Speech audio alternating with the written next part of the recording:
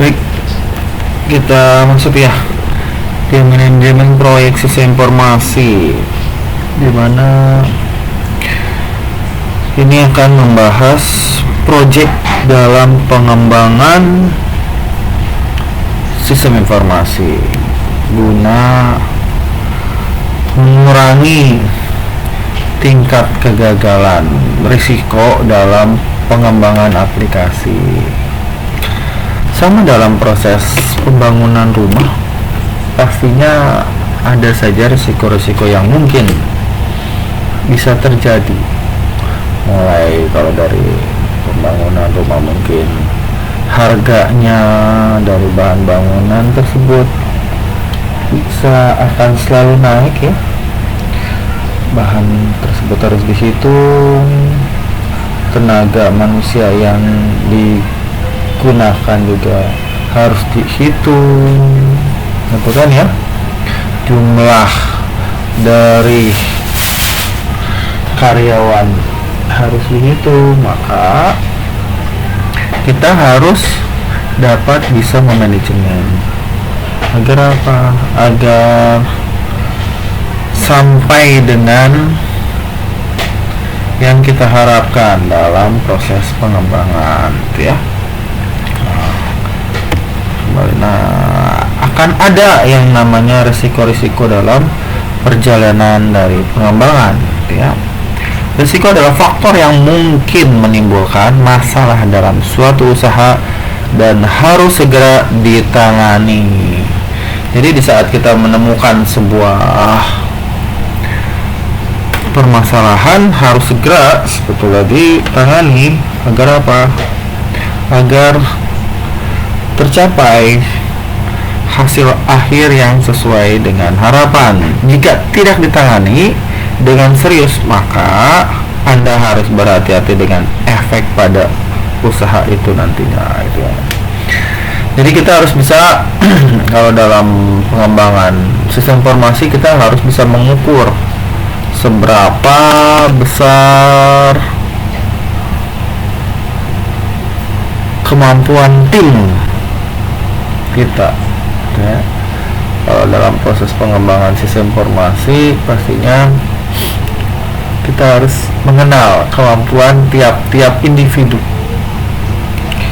Misalnya yang satu gitu ya, yang satu itu memahami ini belum di share screen ya, maaf sorry saya belum share screen ya.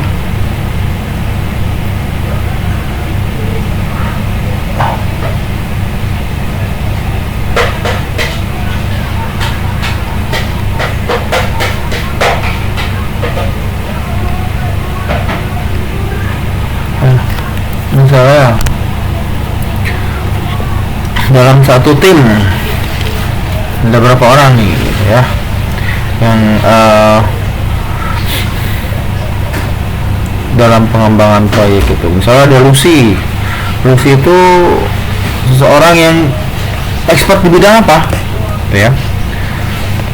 Saya bisa dalam pembuatan aplikasi berbahasa PHP Pak. Nah, satu lagi mungkin Rehan, saya lebih condong untuk memahami dalam aplikasi desktop seperti Visual Basic. Rehan mungkin dia lebih kuat di database-nya. Jadi harus saling mengenal satu sama lain dalam tim tersebut. Guna apa? Guna untuk mensukseskan proyek dalam pengembangan aplikasi tersebut, gitu ya. Akan harus berhati-hati dengan efeknya apa pada usaha itu nantinya, gitu kan. Kalau terjadi sesuatu apabila tidak ditangani dengan serius ya. Nah, manajemen risiko adalah upaya yang dilakukan untuk menghindari timbulnya konflik dalam perusahaan dan pengembangan usahanya. Hal ini menunjukkan betapa pentingnya risk management dalam suatu perusahaan. Nah, jadi kita berusaha untuk menghindari timbulnya konflik. Misalnya tadi kalau temannya lebih kuat di rehan misalnya kuat di bagian database, jangan tiba-tiba dipaksakan untuk langsung menangani bahasa PHP gitu ya. Mungkin dalam perjalanan nanti bisa saja sambil belajar, tapi tidak bisa langsung dilepas gitu ya. Nah, goal yang diharapkan juga harus disepakati terlebih dahulu. Agar apa? Agar tidak ada konflik dalam pengembangan proyek tersebut gitu ya. Nah, dilihat dari komponen kegiatan utama, ada 5 macam proyek. Proyek konstruksi, contohnya pembangunan gedung sekolah gitu ya. Proyek manufaktur untuk menghasilkan produk baru, proyek penelitian dan pengembangan, proyek pelayanan manajemen hasil berupa laporan akhir, proyek kapital untuk investasi, contoh pembebasan tanah. Ya, jadi ada 5 macam proyek sebetulnya, tapi kita akan lebih condong di proyek sistem informasi ya dalam pengembangan. Nah, mungkin lebih masuk ke penelitian dan pengembangan. Konstruksi bisa saja kita sebetulnya masuk ke dunia konstruksi ya. Orang komputer itu bisa masuk ke macam-macam bidang ya. Bisa saja kita menyelami hal tersebut. Contohnya apa? Contohnya pengembangan atau pembuatan aplikasi kan gitu ya. Pembuatan aplikasi, maka ya mau tidak mau kita harus bisa memahami terlebih dahulu kalau proyek konstruksi ya, untuk pendataan barang, untuk input permintaan barang gitu ya, kita harus memahami juga misalnya pembuatan 1 meter dinding menggunakan bata hebel dengan luas 1x1 gitu ya, menghabiskan berapa jumlah bata hebel. Nah, itu kita harus memahami juga gitu ya. Proyek manufaktur untuk menghasilkan produk baru. Nah, kita harus memahami juga. Jadi seorang develop program gitu ya, kita harus banyak kita akan dituntut untuk bisa memahami ya berbagai macam bidang, karena saat ini sudah masuk ke zaman industri 4.0 ya gitu ya. Semua sudah dirubah ke era digitalisasi. Guna apa? Guna untuk mempersingkat waktu, efisiensi waktu gitu ya, mempercepat ya. Nah, proyek penelitian dan pengembangan. Proyek penelitian dan pengembangan ya nanti kalian akan mengalaminya. Mulai dari PKL, KKN, kayak KKN dulu, kemudian PKL yang nantinya kalian melakukan pengembangan aplikasi pastinya ya, di sebuah perusahaan sesuai dengan kebutuhan perusahaan tersebut. Sampai dengan nanti melakukan penelitian di tugas akhir, yaitu skripsi, yang nantinya ada pembatasan waktu gitu ya. Nah, proyek-proyek tersebut kita harus bisa menghitung seberapa lama dalam pengembangan proyeknya ya, waktu yang diberikan berapa lama dengan kemampuan yang kita miliki gitu ya, tim yang kita miliki. Maka kita harus bisa mengukur agar tingkat kegagalannya kecil. Proyek pelayanan manajemen hasil berupa laporan akhir. Nah, itu juga kita bisa membuat di seorang develop program, calon sarjana komputer gitu ya. Kita harus memahami sampai sana. Proyek kapital, investasi, pembebasan tanah itu ya. Timbulnya proyek itu rencana pemerintah untuk kepentingan umum dan masyarakat biasanya kalau proyek. Nah, itu di proyek pemerintah. 2, permintaan pasar, ketika pasar membutuhkan kenaikan suatu produk dalam jumlah besar, contohnya proyek PGSD. Nah, Kalau kita permintaan pasar ya berarti di perusahaan atau divisi mana yang sedang meminta untuk dilakukan pengembangan sistem informasi gitu ya. Adanya desakan keperluan dari dalam tubuh suatu organisasi. Nah, pasti dalam sebuah organisasi saat ini dituntut untuk mengikuti zaman. Karena apa? Karena persaingan dalam sebuah perusahaan saat ini sangat tinggi antar perusahaan gitu ya. Jadi permintaannya dalam kebutuhan sistem informasi juga pasti ada gitu ya. Yang keempat, dari hasil kegiatan penelitian dan pengembangan. Nah, dari hasil dan penelitian pengembangan maka timbullah sebuah proyek sistem informasi itu ya. Kalau misalnya di saat ini kita di mata kuliah informasi, manajemen proyek sistem informasi ya, berarti kebutuhan untuk mata kuliah proyek informasi ya, kita akan nanti kuliahnya itu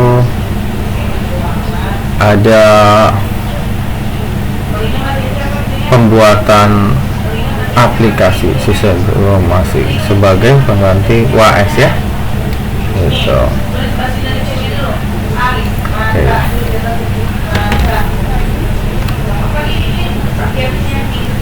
Nah, struktur manajemen proyek. Nah, struktur manajemen proyek, pemilik atau masyarakat atau community yang nanti akan menikmatinya, konsultan ya, lembaga internal, instansi terkait, kontraktor, supplier, lembaga penyedia layanan publik. Nah, itu struktur manajemen proyek pada umumnya seperti itu gitu ya. Nanti jika kita akan menyelesaikan dengan manajemen proyek yang akan kita lakukan pengembangan. Jadi manajemen proyek ini meminimalisir tingkat kegagalan dalam pengembangan proyek gitu ya. Ya, fase manajemen proyek ada beberapa tahap. Tahap pertama yaitu perencanaan, penetapan sasaran dari proyek, mendefinisikan proyek tersebut. Nah, ditetapkan dulu nih proyek itu sampai sebatas mana. Jadi jangan sampai ya dimintain tolong membuat aplikasi, ya baik Pak, kita buat aplikasi, silakan buat aplikasi tentang universitas. Wah, dibuat tanpa ada batasan sasarannya kemana gitu ya. Ditetapkan dulu nih sasarannya kemana gitu ya. Kita harus menetapkan dulu, mendefinisikan proyek. Oh, kita membuat sebuah proyek Pak untuk kampus. Proyek ini karena diberikan waktu hanya 3 bulan, berarti kami akan membuat proyek sampai dengan proyek penjadwalan mata kuliah itu ya. Atau proyek ini akan kita kembangkan sampai dengan proyek keuangan, pembayaran gaji karyawan dan dosen. Nah, itu. Jadi tidak akan meluas tuh. Nah, sama seperti nanti kalian di skripsi. Di skripsi itu bab 1 yang akan dibahas agar proyek tersebut sukses, gitu ya. Penelitian itu selesai dengan baik, gitu kan. Jadi skripsi yang bagus adalah skripsi yang selesai. Harus jelas dulu sasarannya ya. Kedua, penjadwalan. Nah, masih penjadwalan, menghubungkan orang, uang, bahan, dan masing-masing kegiatan satu dengan lainnya. Kalau nanti skripsinya sendiri ya, saat ini di mata kuliah ini kita akan membuat proyek ya, berapa orang ya? Kita ada 6 orang ya, 2-2 mungkin ya nanti ya. Cukup ya 2-2. Nanti ya.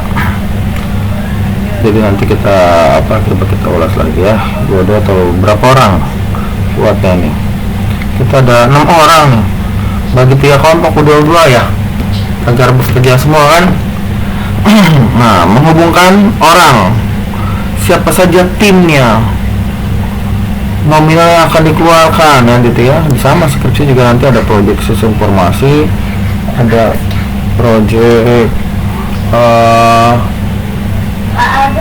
apalagi proyek kalau di sarjana komputer itu bisa mungkin microcontroller, ada juga anak SI yang nyebrang membuat sebuah microcontroller gitu ya, sesuai dengan peminatannya. Berarti budgetingnya disiapkan, kalau aplikasi itu juga budgetingnya berapa, pasti kan ada biaya.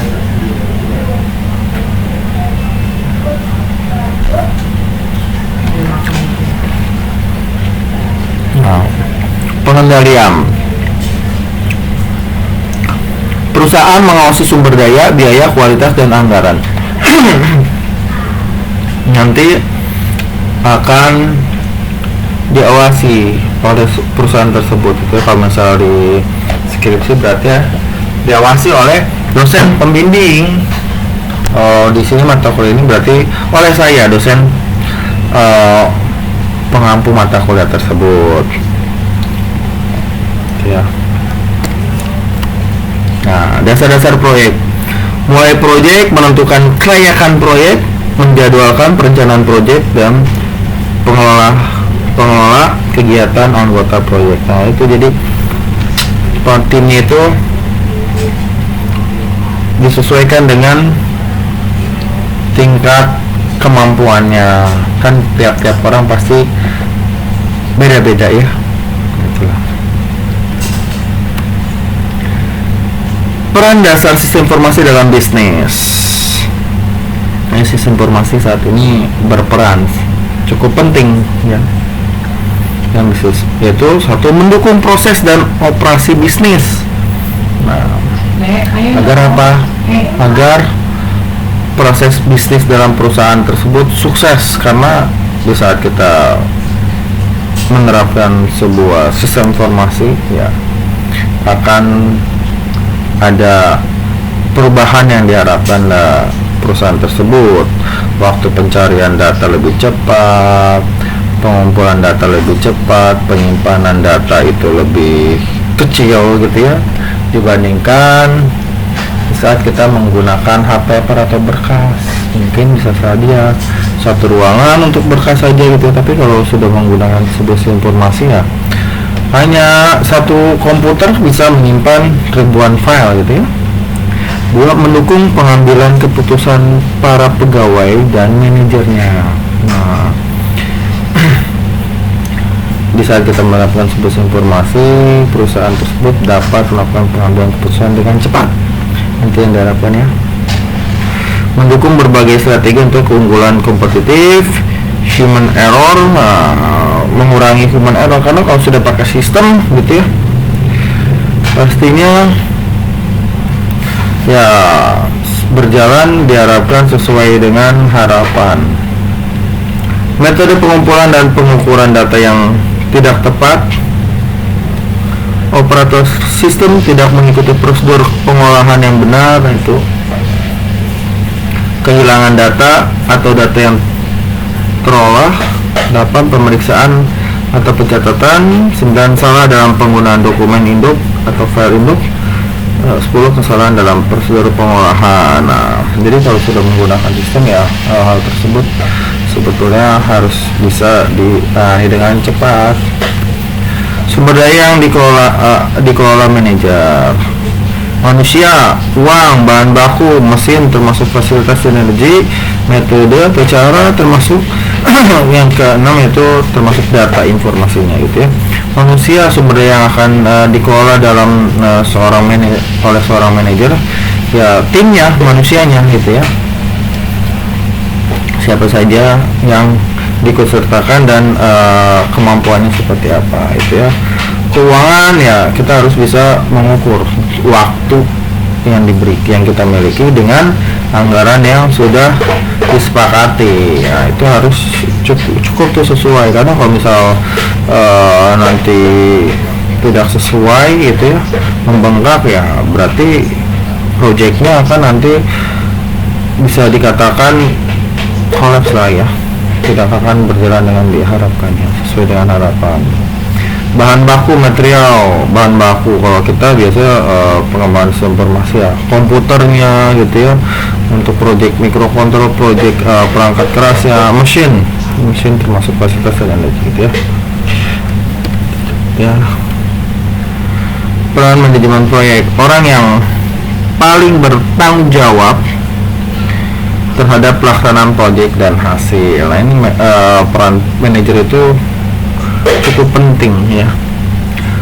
Kedua, harus memiliki kemampuan yang cukup untuk memahami dan mengkaji semua bidang terkait. Nah, karena satu tim pasti ada bidang-bidangnya, ada develop programnya, bagian datanya, bagian desain antarmuka, user interface-nya, terus database ya, pengumpulan data, siapa orang itu.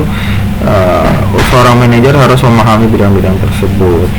Tiga, dalam sebuah manajemen proyek yang efektif, manajer proyek selalu fokus pada people, pada manusianya, produk yang nanti dibuat, prosesnya, dan project dan planningnya gitu ya.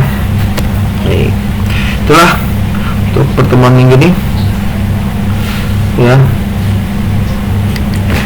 Oke.